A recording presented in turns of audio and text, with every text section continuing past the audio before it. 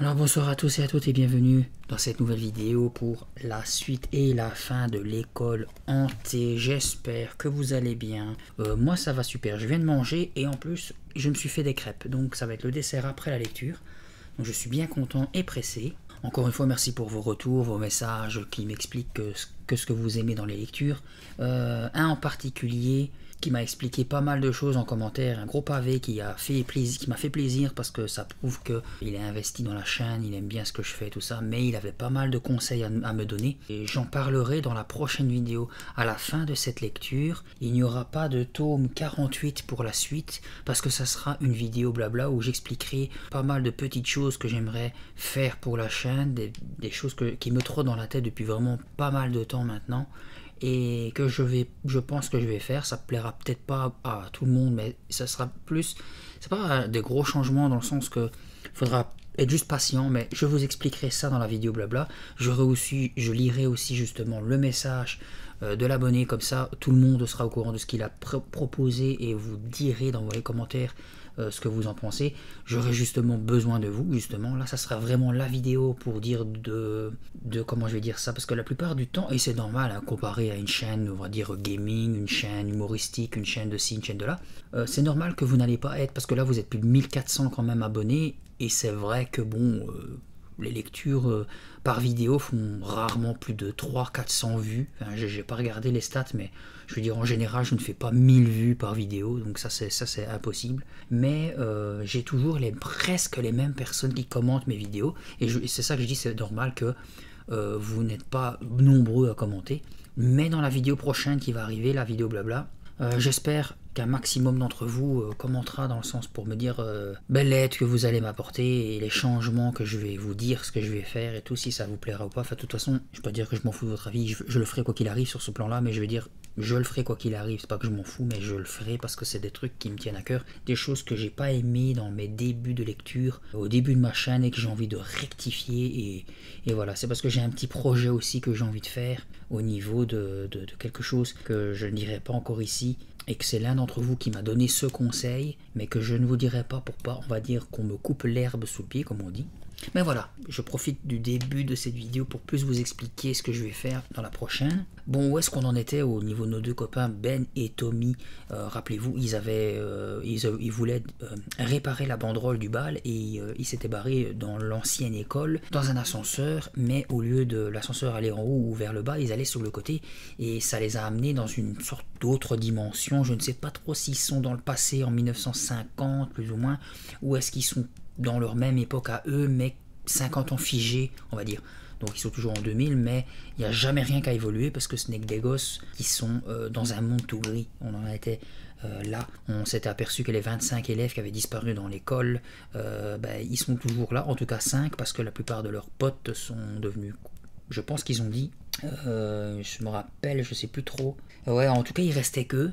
Et les gamins, Ben et Tommy, ils commençaient à devenir gris à leur tour. Et ça c'est pas top, hein, perdre sa couleur. Donc ils ont essayé de forcer la porte, l'ascenseur, rien ne n'y fit.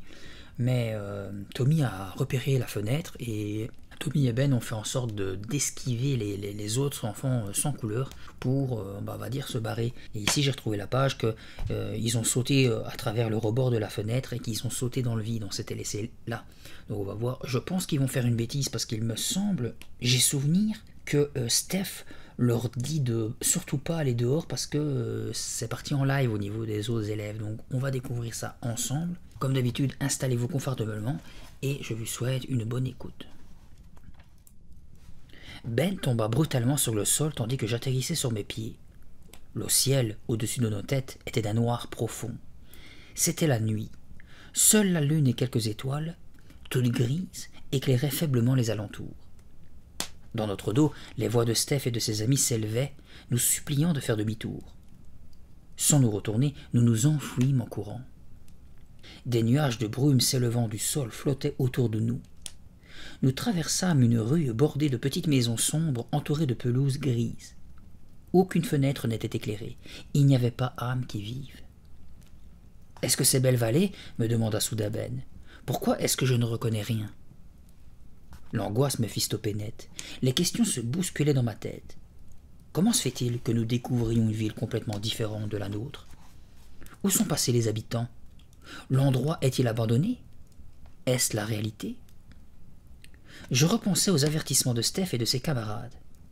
Peut-être avions-nous eu tort de les ignorer. Je me tournai vers le collège.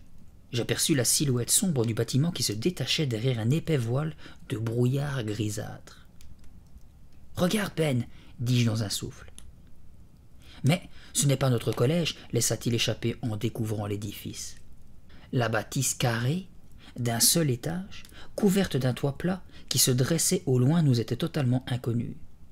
Une seule de ses fenêtres, par laquelle filtrait une lumière grise, donnait sur la rue. C'était de là que nous avions sauté pour nous échapper. « Nous sommes dans un monde différent, murmurai-je, atterré. Différent et pourtant très proche du nôtre.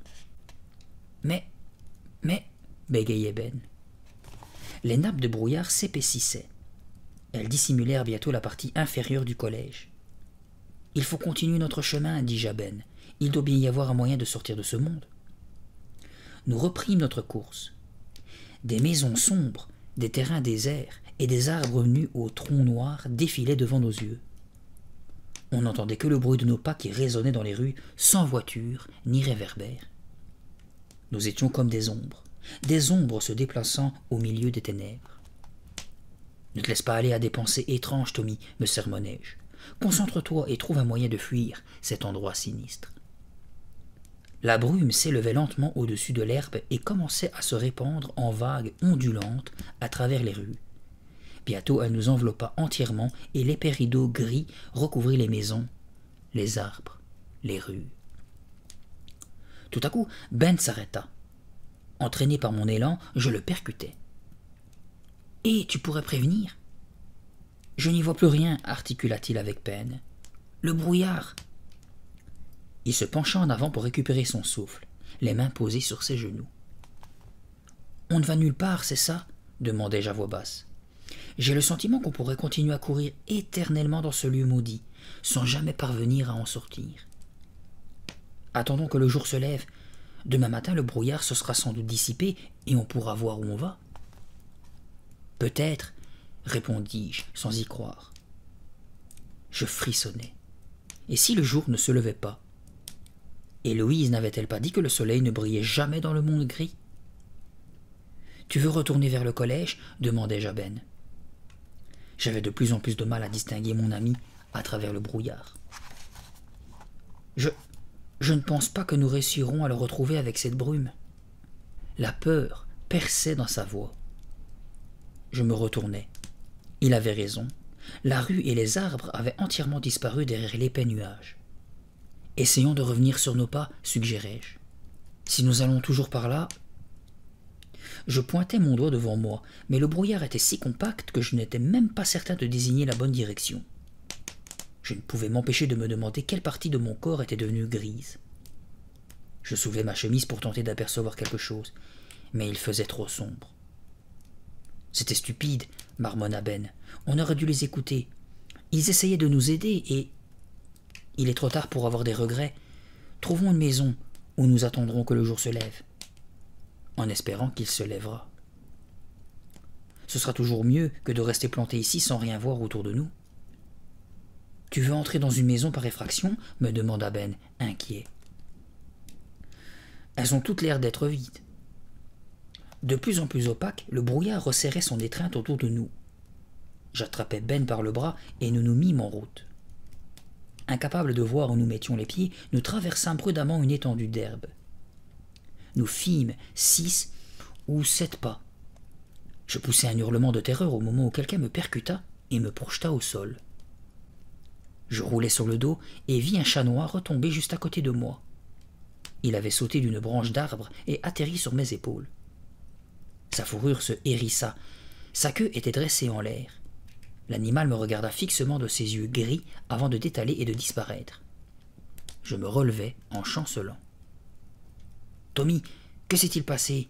demanda Ben. « Tu m'as fait une peur bleue. »« Tu n'as pas vu le chat? Il m'a sauté dessus et m'a fait tomber par terre. J'ai cru... » Les mots ne parvenaient plus à sortir de ma gorge.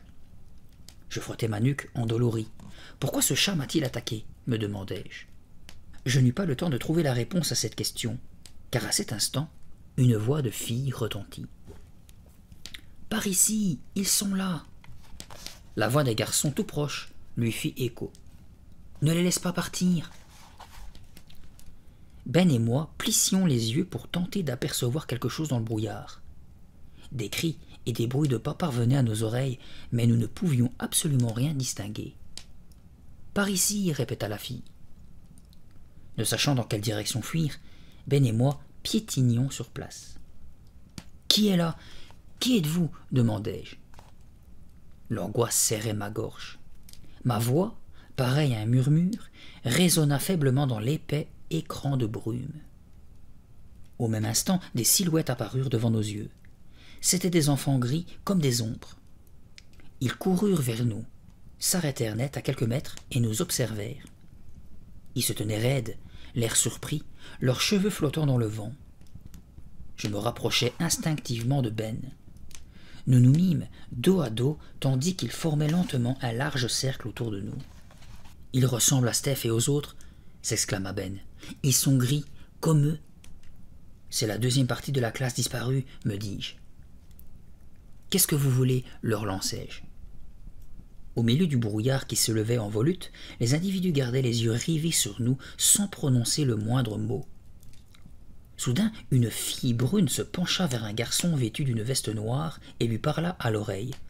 Mais le brouillard les enveloppa pendant un instant et il me sembla qu'ils s'évaporaient devant mes yeux. Le reste du groupe apparaissait, puis disparaissait au gré des mouvements de la brume. Ils étaient une vingtaine. Ils commencèrent à discuter à voix basse. « Nous sommes perdus, dis-je, essayant de paraître moins effrayé que je ne l'étais réellement. Pouvez-vous nous aider ? Vous avez encore des couleurs, murmura l'une des filles en guise de réponse. Couleurs, couleurs, couleurs, répétèrent les silhouettes grises. Ce sont les autres élèves de la classe, murmura Ben. Steph et ses amis nous ont parlé d'eux. Leurs avertissements me revinrent subitement à l'esprit.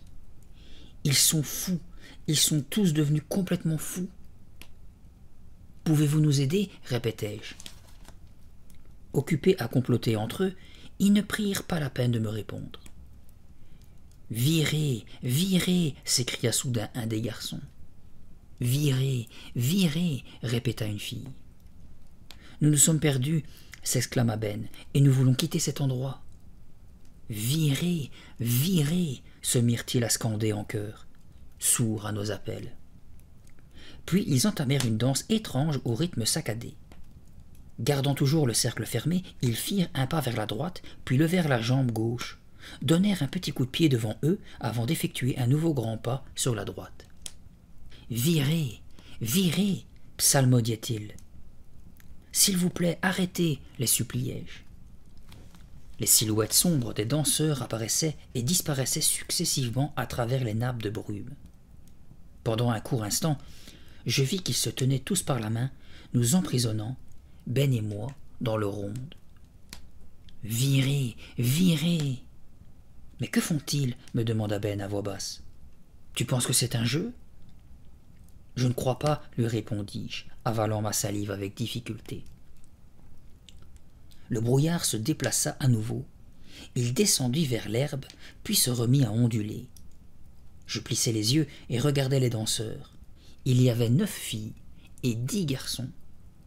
Leur regard était froid et leur visage hostile. « Virez, virez !»« Arrêtez !» hurlai-je. « Qu'est-ce que vous faites ? Dites-nous ce qui se passe. » Mais le chant mystérieux se poursuivait. La ronde se déplaça une fois de plus vers la droite. Les enfants nous fixaient comme pour nous défier. « Virez, virez, virez au gris !» Ils dansaient en rythme dans le brouillard, tourbillonnant. Un rythme régulier et effrayant. C'était complètement fou. Soudain, en observant la ronde sinistre, en écoutant les incantations répétitives, je compris ce que signifiait cette étrange cérémonie. Ils voulaient nous garder dans cet endroit, jusqu'à ce que nous devenions gris comme eux. Virez, virez, virez au gris. Ils dansaient autour de nous, tous habillés de vêtements d'une autre époque, répétant inlassablement les mêmes paroles à voix basse. Je me mis soudain à espérer que ce ne soit pas la réalité, mais seulement un vieux film qui défilerait devant mes yeux. Je devais réagir. Je me penchai vers Ben. « Il faut nous échapper, chuchotai-je. Ils sont dingues. Ils veulent nous garder ici jusqu'à ce que nous ayons perdu toutes nos couleurs. » Ben acquiesça d'un air grave, les yeux fixés sur le groupe. Mon regard s'arrêta sur ses mains. Elles étaient entièrement grises, comme les miennes, d'un gris encore plus profond que lorsque nous étions dans la classe. Il n'y avait pas une minute à perdre. « Si on parvient à les surprendre, on pourra sans doute briser leur ronde, repris-je. Je vais compter jusqu'à 3. Toi tu partiras par là, et moi par ici. » Je lui indiquai discrètement les 2 directions. « Et puis après, rétorqua Ben. Je n'avais absolument aucune envie de répondre à cette question. « Essayons déjà de leur échapper. Je ne pourrais pas supporter ces incantations stupides 1 minute de plus. » Ben hocha la tête et inspira profondément. « 1, commençai-je. Virez, virez, virez au gris. » Les enfants avaient resserré leur cercle. À présent, ils étaient bras dessus, bras dessous. Se doutaient-ils de nos intentions ? 2. Je m'apprêtais à m'élancer. Le brouillard s'était levé. Des petits nuages de brume restaient accrochés près du sol, mais à présent je pouvais apercevoir les maisons sombres derrière la ronde des élèves. « Si nous réussissons, nous pourrons nous réfugier dans l'un de ces bâtiments, pensai-je. « Bonne chance, me murmura Ben. « 3, criai-je. Nous baissâmes la tête et fonçâmes droit devant nous. J'avais à peine fait 4 pas que ma jambe droite dérapa sur l'herbe glissante. Je sentis un craquement dans ma cheville. « Aïe !» hurlai-je. Les incantations cessèrent, laissant place à des cris de surprise. Poser le pied par terre me faisait horriblement mal. Je ne pouvais plus fuir.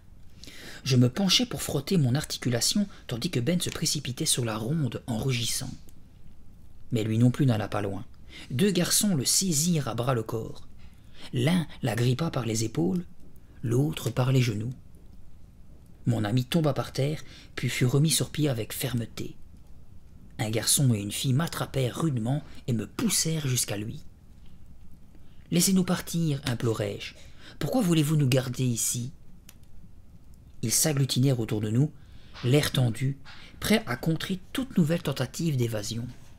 « Virez, virez !» dit une fille aux longues tresses grises. « J'en ai assez d'entendre ça !» criai-je, en colère.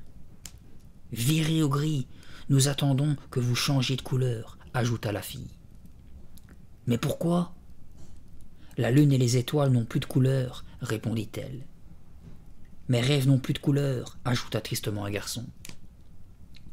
Je frottais ma cheville endolorie, la douleur s'atténuait peu à peu. « Aidez-nous seulement à retrouver le collège » demandai-je. « Nous avons quitté le collège » s'écria un garçon. « Il n'y avait plus de couleur. »« Nous n'y retournerons jamais » renchérit la fille. « Plus de collège, plus de collège, plus de collège » se mit à scander le groupe. « Mais il faut absolument que nous y retournions » dis-je. « Plus de collège, plus de collège, plus de collège » poursuivirent-ils. « Ça ne sert à rien d'insister » me murmura Ben à l'oreille. « Ils sont complètement toqués. » L'air s'était brusquement rafraîchi. Je frissonnais et luttais pour repousser les vagues de terreur qui m'envahissaient progressivement. Les enfants nous tenaient avec fermeté par les épaules. Tout à coup, ils se mirent en route et nous forcèrent à avancer. « Où nous emmenez-vous » hurlai-je. Aucun d'eux ne me répondit. Ben et moi essayions de nous débattre sans succès. Ils étaient beaucoup trop nombreux et beaucoup trop forts. Sous la contrainte, nous entamâmes l'ascension d'une colline sombre. Des volutes de brume s'enroulaient autour de nos pieds tandis que nous grimpions au milieu des hautes herbes mouillées et glissantes. « Où allons-nous » insistai-je. « À la fosse noire » s'exclama alors une des filles. Elle approcha sa bouche de mon oreille. « Tu sauteras ou faudra-t-il qu'on te pousse ?»« La fosse ? Qu'est-ce que c'est ?» Elle ne répondit pas. Nous nous arrêtâmes en chemin, toujours maintenus par nos gardiens. Par-dessus l'épaule de Ben, je vis approcher 4 garçons portant de grands seaux. Ils les disposèrent en ligne sur le sol et nous poussèrent vers eux. Une vapeur au relent aigre s'élevait du liquide sombre et bouillonnant. Une des filles apporta une pile de gobelets métalliques et en tendit un à un garçon. Il le plongea dans la substance visqueuse et noirâtre, puis le leva jusqu'à ses lèvres, rejeta sa tête en arrière et fit couler dans sa gorge le contenu répugnant. Je n'en croyais pas mes yeux. « Pas de couleur dans le gobelet !» cria alors un garçon dans l'assistance. « Bois les ténèbres !» hurla une fille. « Bois, bois, bois !» Les enfants l'encourageaient et l'applaudissaient. Ils se mirent en rang, et sous notre regard horrifié, ils remplirent les uns après les autres leurs gobelets du magma noir malodorant et le burent d'un trait. Pas de couleur dans notre boisson, pas de couleur dans le gobelet. Buvons, buvons l'obscurité.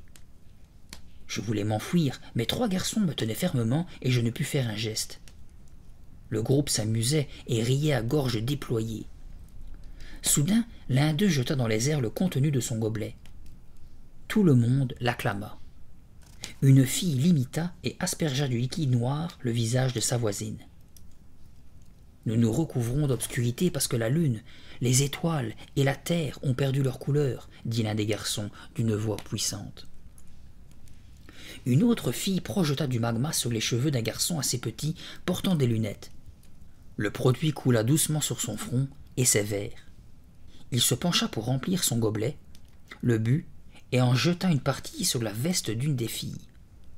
Tout en rugissant à plein poumon, ils s'aspergeaient mutuellement. Bientôt, ils ruisselaient tous. Pas de couleur dans le gobelet, pas de couleur dans la boisson. Les mains de nos gardiens nous serraient toujours plus fort. Nous fûmes conduits sans ménagement vers le sommet de la colline. Nous nous retrouvâmes bientôt près d'un immense cratère. Il faisait trop sombre pour distinguer quelque chose. Toutefois, un bruit sourd, semblable à celui d'un gros bouillonnement, parvenait à mes oreilles. Une épaisse fumée flottait autour de nous. Son odeur aigre était si puissante que j'en avais des hauts le cœur. « La fosse noire !» cria quelqu'un. « Dans la fosse noire !» Plusieurs membres du groupe se mirent à applaudir. Ben et moi fûmes poussés tout au bord du cratère. « Sautez, sautez, sautez !» commencèrent-ils à scander. « Sautez dans la fosse noire !»« Pourquoi ?» hurlai-je. « Couvrez-vous de ténèbres !» vociféra une des filles. « Couvrez-vous-en, comme nous !» Ben se tourna vers moi, terrorisé. « Ce liquide, là, en bas, il est en ébullition !» bégaya-t-il, les yeux fixés sur le cratère. « Sautez, sautez, sautez !» Garçons et filles continuaient de remplir des gobelets et de jeter leur contenu sur leurs camarades. Le liquide noir dégoulinait sur leurs visages et leurs vêtements. « Sautez, sautez, sautez !» Soudain, l'incantation et les rires cessèrent. J'entendis quelques cris. Des mains puissantes me ceinturèrent et me poussèrent avec force dans la fosse enfumée. Non, je n'étais pas tombé. Quelqu'un m'avait retenu. Je fis volte-face et découvris un visage familier. « Steph !»« Cours !» me cria-t-il. « Nous sommes venus pour vous aider. » J'aperçus Marie et Héloïse auprès de Ben. « Allons-y !» cria Steph. Malgré ma cheville foulée, nous nous mîmes à courir à toutes jambes. Mais nous n'allâmes pas loin. Trop surpris pour réagir dans un premier temps, les enfants s'étaient rapidement ressaisis et avaient reformé un cercle autour de nous. « Nous sommes pris au piège !» m'écriai-je. Ils avançaient vers nous en silence, leurs visages maculés de liquide noir, leurs vêtements trempés. Mon regard se posa soudain sur un tas de feuilles mortes. Une idée folle me traversa l'esprit. Je glissai ma main dans la poche de mon pantalon. « Tenez-vous prêts !» avertis-je. Je levai mon briquet au-dessus de ma tête et l'allumai. Au moment où la flamme jaune apparut, les enfants se mirent à pousser des cris et à se cacher les yeux. J'approchai le feu du tas de feuilles mortes, qui s'embrasa instantanément. Dans un grondement sourd, des flammes oranges menaçantes crépitèrent et s'élevèrent vers le ciel. C'est trop brillant, j'ai mal aux yeux, hurla une fille. Tous se détournaient du brasier en poussant des gémissements de douleur. Allons-nous-en, criai-je. Nous nous mîmes à courir sur l'herbe sombre pendant que derrière nous les enfants criaient et pleuraient, affolés. Je ne vois plus rien, je ne peux plus voir. Éteignez le feu. Tandis que Steph et les deux filles nous conduisaient loin de la colline, je regardais en arrière. Couvrant leurs yeux de leurs mains, les enfants cherchaient à fuir et partaient dans toutes les directions. Pas un ne nous pourchassait. « Nous avons essayé de vous prévenir, dit Marie, hors d'haleine, mais vous vous êtes enfuis sans vouloir nous écouter. »« Ils ont perdu la tête, ajouta Steph avec amertume. Ils n'ont plus d'espoir. Ils vivent comme des sauvages à présent. Ils ont leurs propres lois, leurs coutumes étranges. Ils se recouvrent de cette substance noire toutes les nuits. C'est vraiment effrayant. C'est pour ça que nous restons à l'intérieur du collège, nous expliqua Héloïse. Nous avons peur d'eux. Je frissonnais. La lune venait de disparaître derrière les nuages et l'air était brusquement devenu très glacial. Soudain, j'entendis des cris déchaînés derrière nous. « Ils reviennent !» m'écriai-je. « Il faut se dépêcher, dit Steph. Suivez-nous. » Ben et moi leur emboîtâmes le pas, tout en restant dans l'ombre épaisse des grandes haies qui bordaient les jardins. Les cris résonnèrent de nouveau. « Où nous emmenez-vous » murmura Ben à bout de souffle. « Au collège » répondit Steph. « Alors, vous allez nous aider à quitter cet endroit » criai-je. « À rejoindre notre propre monde ?»« Non, nous vous l'avons dit, Tommy. Nous ne pouvons rien faire, mais vous serez plus en sécurité avec nous à l'intérieur du collège. » Courant à toute allure, nous traversâmes des jardins obscurs et des rues désertes. Les branches des arbres dénudés craquaient et gémissaient au-dessus de nos têtes. Les autres sons qui parvenaient à nos oreilles étaient ceux de nos chaussures frappant le sol et de notre respiration saccadée. Les voix de nos poursuivants s'étaient tues. Ils ne devaient pourtant pas être très loin, toujours à notre recherche. Je poussai un soupir de soulagement en apercevant le bâtiment abritant le collège. Nous nous faufilâmes à l'intérieur par la fenêtre et nous trouvâmes dans la grande salle de classe. Mona et Eddie nous y attendaient. Je m'assis à un bureau et mis plusieurs minutes à reprendre mon souffle. Quand je levai la tête, j'aperçus la bande de Steph qui nous regardait, Ben et moi, les yeux écarquillés. « Qu'est-ce qui ne va pas ?» demandai-je. Pendant un long moment, ils restèrent sans rien dire, puis, finalement, Héloïse rompit le silence. « Regardez-vous dans le miroir, dit-elle en désignant une grande glace près de la niche de l'ascenseur. Ben et moi nous dirigeâmes rapidement à l'endroit indiqué. Mon cœur battait à coups redoublés. Une appréhension intense m'avait envahi. Je pris une profonde inspiration et me tournai vers mon reflet. « Non !» gémit Ben. Devant nous se tenaient deux personnes toutes grises. C'était Ben et moi. Mon pantalon et ma chemise avaient perdu leur couleur, comme mes cheveux et mes yeux. J'étais devenu gris. « Nous sommes comme eux, » murmura Ben, tremblant de tous ses membres. « Non, attends, regarde, il nous reste encore un peu de temps. » Je désignai le miroir. Mes oreilles, mes lèvres et mon menton étaient gris, mais mes joues et mon nez avaient encore leur couleur. Ben était dans le même cas. « Nous sommes désolés, » dit Marie en avançant derrière nous. « Dans quelques minutes, vous serez semblable à nous. »« Non, insistai-je, me détournant du miroir. Je suis certain qu'il existe une solution. Est-ce que vraiment personne n'a jamais pu s'échapper d'ici ?»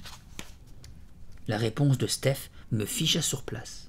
« Si, il y a maintenant plusieurs semaines, une fille s'est enfuie du monde gris, dit-il à voix basse. Elle est retournée dans votre monde. Comment a-t-elle fait ?» Ben et moi avions crié ensemble. Ils secouèrent tous la tête d'un air désolé. « Nous l'ignorons, » répondit tristement Héloïse. « Elle a simplement disparu. Nous avons attendu qu'elle vienne nous chercher. Quand l'ascenseur est arrivé ce soir, nous pensions que c'était elle qui venait nous sauver. »« Greta !» Son visage apparut subitement dans mon esprit. « Bien sûr, Greta, cette étrange fille aux yeux gris, aux cheveux presque blancs et aux vêtements entièrement noirs. Greta s'était enfuie du monde gris. Elle était retournée dans le monde des couleurs. Voilà pourquoi elle était tellement attirée par le rouge à lèvres éclatant de Betty. Greta? Mais pourquoi n'était-elle pas revenue chercher ses amis? Et surtout, comment avait-elle fait pour quitter cet endroit? Mes yeux se posèrent sur la cage d'ascenseur tout au fond de la pièce. « Ouvre-toi » ordonnai-je en silence. « Ouvre-toi ! Ouvre-toi immédiatement !» Mais bien sûr, les portes grises restèrent closes. Les mains enfoncées dans les poches de mon pantalon, je me mis à arpenter la pièce. Je devais faire des efforts surhumains pour ne pas céder à la panique. Ben se laissa tomber sur une chaise. « C'est impossible !» s'écria-t-il en secouant la tête d'un air désespéré. « Réfléchis, Tommy, réfléchis !» me dis-je à voix haute. « Il doit bien y avoir un moyen d'arrêter la progression du gris et de faire revenir la couleur. Concentre-toi !» Mon esprit s'affolait. J'étais trop effrayé pour avoir les idées claires. Mes muscles étaient crispés.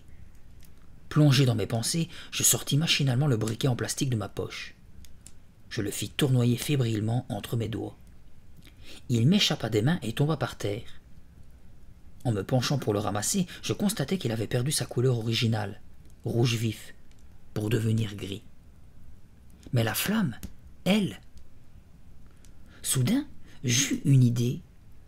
Je me redressai et me tournai vers les autres. Que se passerait-il si j'éclairais la pièce avec une lumière jaune provenant de l'autre monde? Pensez-vous que la couleur, la lumière jaune, ferait disparaître le gris? Ça n'a pas marché tout à l'heure, me rappela Ben. Oui, mais c'était dehors, répondis-je. Que se passerait-il si on approchait la flamme du mur? Est-ce qu'elle le ferait disparaître pour nous permettre de nous échapper de l'autre côté, du côté des couleurs? Je n'attendis pas leur réponse et levai le briquet au-dessus de ma tête. Tous avaient les yeux fixés sur lui.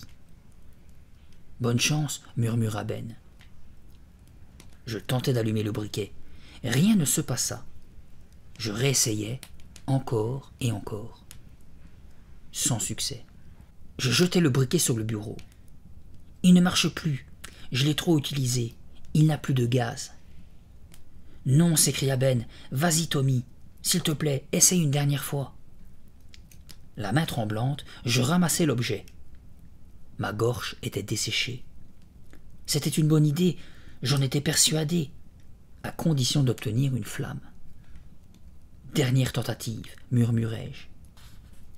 Ma paume était moite et glissante, et le briquet faillit m'échapper une nouvelle fois. Je le serrai plus fort, levai le pouce. Clic, clic. La flamme jaillit enfin. « Oui !» cria Ben. Mais son hurlement de joie se transforma en gémissement. La flamme qui sortait du briquet était grise. Elle aussi avait perdu sa couleur. Tout le monde poussa un soupir de désespoir. « Désolé » marmonnai-je en rangeant le briquet dans ma poche. Je me tournai vers mon ami. « Ben, ton visage, tes joues » m'exclamai-je. « Gris ?» demanda-t-il à voix basse, résigné. Je hochai la tête. « Ton nez est la seule chose épargnée. Il est encore rose. »« C'est pareil pour toi, m'apprit-il. » Steph et ses amis se tenaient silencieux au milieu de la pièce. Qu'aurait-il pu dire? Tout ceci leur était déjà arrivé. Ils vivaient dans un monde en noir et blanc depuis 50 ans. Et maintenant, Ben et moi étions condamnés à faire partie de cet univers lugubre. Je frottais mon nez. Combien de temps encore gardera-t-il sa couleur? Me demandai-je. Combien de temps avant que je devienne l'un d'eux? Mes yeux se posèrent sur l'ascenseur. Si seulement nous avions pris les escaliers pour gagner la salle de travaux manuels. Si seulement. Il était trop tard pour avoir des regrets. Je fixai les portes et, une fois encore, leur ordonnai silencieusement de s'ouvrir. Au même instant, un grondement sourd retentit, m'arrachant un cri de surprise. Tout le monde bondit, l'essence en alerte. Le bruit se mua rapidement en une sorte de rugissement. « Que se passe-t-il » hurla Ben.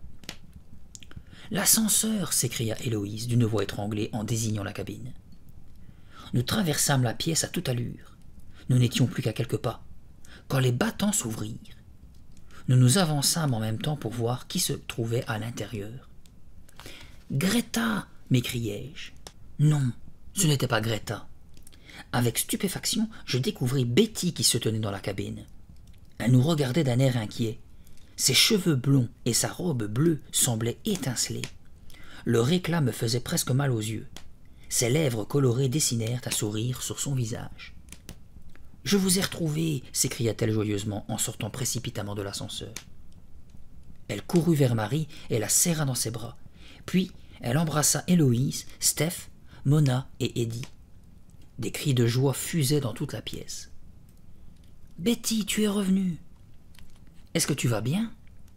Nous t'avons tellement attendu. »« Attendez, l'ascenseur !» criai-je. « Ne le laissez pas repartir. » Je fis un plongeon désespéré pour essayer de le retenir. Trop tard. Les portes se refermèrent devant moi. Laissant échapper un cri de désespoir, je me mis à tambouriner de toutes mes forces contre la paroi. Je me tournai vers Betty. Elle était rouge de confusion. « Je suis désolé, j'étais si heureuse de retrouver mes amis que je n'y ai pas pensé. »« Mais, bégayai-je. Sous le coup de l'émotion, je me laissai tomber contre le mur. Notre unique chance de salut venait de s'envoler. La petite bande forma un cercle autour de Betty. Ils la serraient dans leurs bras, riaient, lui posaient 1000 questions. « Tu nous as tellement manqué !» s'écria Héloïse. « Nous attendions que tu reviennes pour nous sauver. »« Vous m'avez manqué aussi, » leur dit Betty. « J'ai essayé de revenir, mais jusqu'à ce soir je n'avais pas retrouvé le chemin. » Elle se tourna alors vers Ben et moi. « Je me suis enfoui d'ici il y a quelques semaines, juste avant la rentrée des classes. Je suis allé dans votre monde, mais là-bas j'ai été obligé de me camoufler. »« Tu veux dire que... » commençai-je. « Il fallait que j'utilise en permanence du maquillage pour cacher ma peau toute grise. Je... »« Mais tes yeux, ils sont bleus. »« Des lentilles de contact, » expliqua-t-elle tout en laissant échapper un long soupir. « Je devais faire tant d'efforts. Il fallait que je sois continuellement vigilante, que j'applique des couches et des couches de fond de teint et de rouge à lèvres. Personne ne devait découvrir mon secret.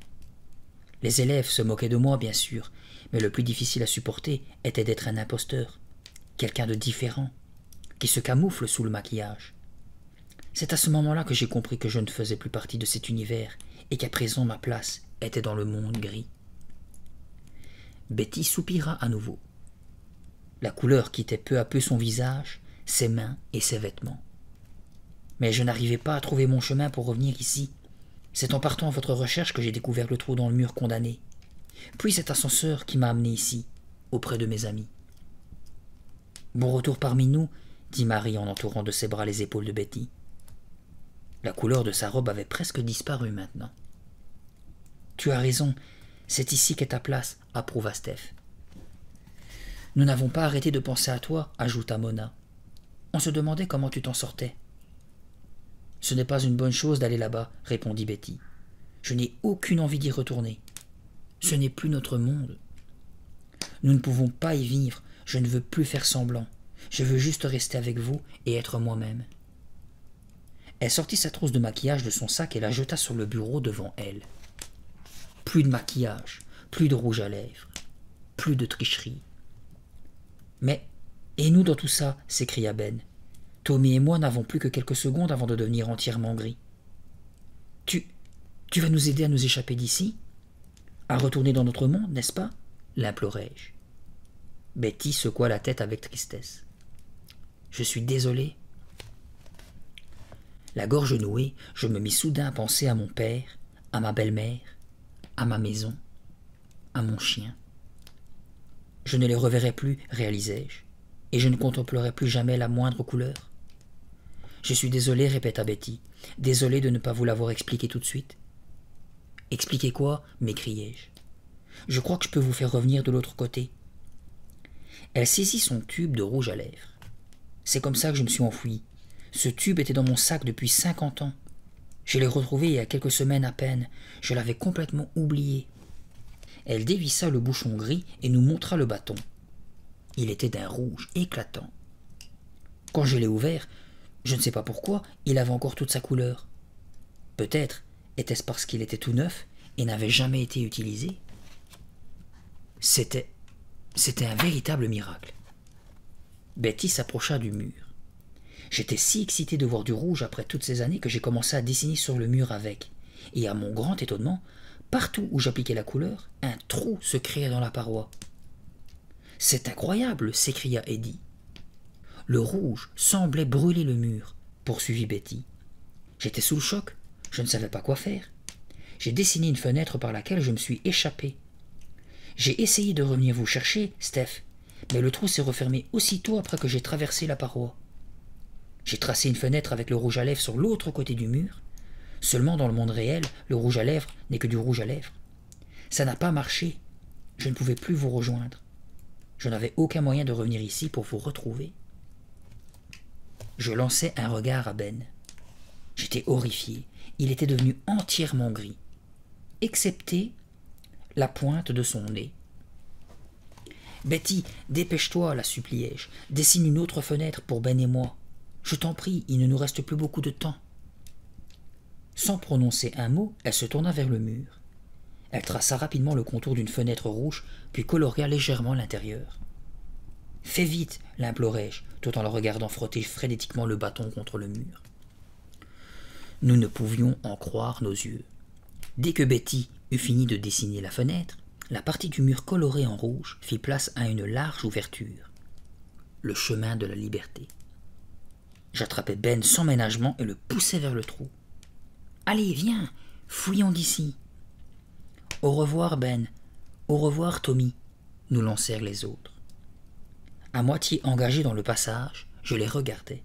« Venez avec nous, leur criai-je. Dépêchez-vous. »« Non, nous ne pouvons pas, répondit tristement Steph. Betty a raison, notre vie est ici à présent. Souvenez-vous de nous, pria Betty, la voix brisée par l'émotion. Je leur tournai le dos et nous traversâmes le mur. Nous retournions dans l'autre monde, notre monde. Nous nous retrouvâmes instantanément à l'intérieur du collège. Le rythme de la musique, des cris et des rires parvinrent à nos oreilles. Le bal! Fous de joie, Ben et moi nous précipitâmes vers les toilettes des garçons pour nous planter devant les miroirs.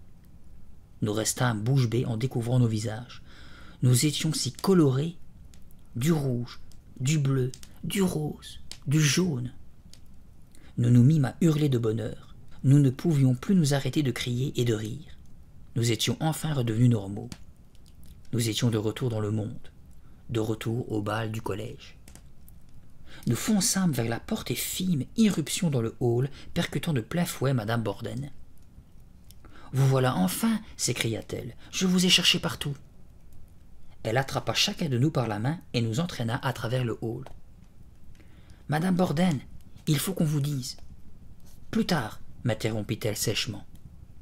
Elle nous poussa à l'intérieur du gymnase. « Nous vous avons tous attendus. »« Mais je ne comprends pas, bégayai-je. Vous voulez être sous la photo, n'est-ce pas ?» Les élèves étaient alignés devant les gradins. Le proviseur nous conduisit, Ben et moi, vers la première rangée. « Nous voulons que tous ceux qui ont travaillé à la préparation de cette fête soient sur la photo, » déclara madame Borden. Puis elle se tourna vers le photographe caché derrière son appareil. « C'est bon, monsieur Caméléon, vous pouvez y aller maintenant. »« Monsieur comment ?» m'écriai-je. « Non, attendez, attendez !» Un flash éblouissant nous aveugla. Et voilà comment se termine l'école hantée. Bon, pas de bol pour la fin, j'ai envie de dire. Il a quel âge, le gars, monsieur Cabelléon? Parce que c'était déjà lui il y a 50 ans. Et c'était déjà un vieux monsieur. Enfin, un monsieur en tout cas d'un certain âge bougon. Il a 80 balais, si ça se trouve. Et prends ta retraite, mec. Il n'y a personne d'autre qui peut faire une photo. Ben, honnêtement, j'ai plutôt bien aimé l'histoire. Franchement, c'était cool. Quand il a commencé, c'est à partir de quand? Ah oui, quand Steph a commencé à dire qu'il y avait une fille qui avait déjà réussi à s'échapper du monde gris, j'ai tout de suite pensé à Betty. Pas à Greta, je sais pas pourquoi eux ils ont pensé à Greta. Parce que bon, elle était habillée en noir, avec les cheveux noirs, des yeux gris. Non, c'était trop facile. Moi j'ai tout de suite pensé à Betty parce qu'elle était toujours très colorée et elle s'empêchait pas de mettre du rouge à lèvres. Et je me suis dit, cette fille, elle a 50 balais dans sa tête. Hein. C'est pour ça qu'elle est en avance sur son temps. Mais dans l'ensemble, j'ai bien aimé l'histoire. J'espère que de votre côté, comme d'habitude, vous aussi, si jamais vous êtes toujours réveillé, Comme d'habitude, likez, partagez, abonnez-vous pour ne rater aucune autre vidéo et commentez, ça me fait toujours extrêmement plaisir. Je suis fatigué, je le ressens à fond de balle.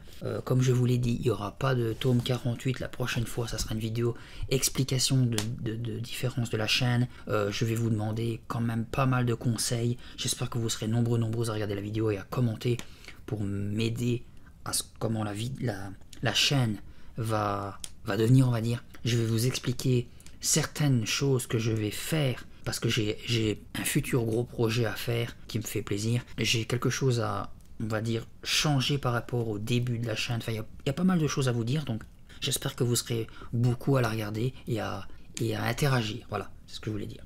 Sur ce, je vais dormir dans ma bougie. Je vous dis à la prochaine. Je vous souhaite bonne nuit. Ciao, ciao.